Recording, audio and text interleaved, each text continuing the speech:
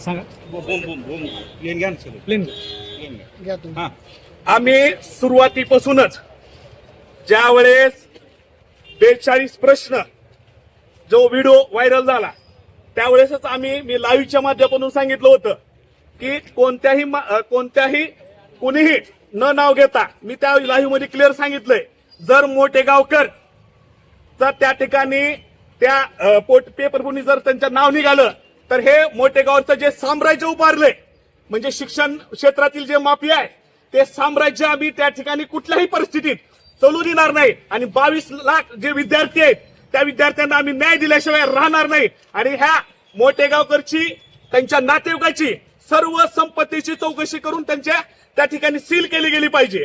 आणि असे जे माफिया राज आहेत आणि हे भूमिया राजबी आहेत, हे सगळी इंडस्ट्रियल एरिया आहे. आज त्या ठिकाणी कोर्टाचे आदेश असताना सुद्धा ह्या इंडस्ट्रियल एरियावर टोले जंगल भारती कशा बांधल्या गेल्या, म्हणजे इथले प्रशासन असतील, इथले आमदार असतील, खासदार असतील लातूर जिल्ह्यातील, ते सर्व झोपेचं सोंग घेत आहेत. आमची प्रथम मागणी राहील हे क्लासेस जेवढे त्या ठिकाणी अतिक्रमण मधले आहेत हे सर्व बुलडोजर राहून जमीनदोस्त करा. त्याच्यानंतर ह्यांच्यावर नियंत्रण करा. संध्याकाळी 7च्या नंतर मुलींची टेन्शन घेतली जाते. संशयास्पद इथं त्या ठिकाणी ड्रग्सचं रॅकेट या ठिकाणी चाललं जातं. कित्येक मुलींचे उद्ध्वस्त झालेले आहेत.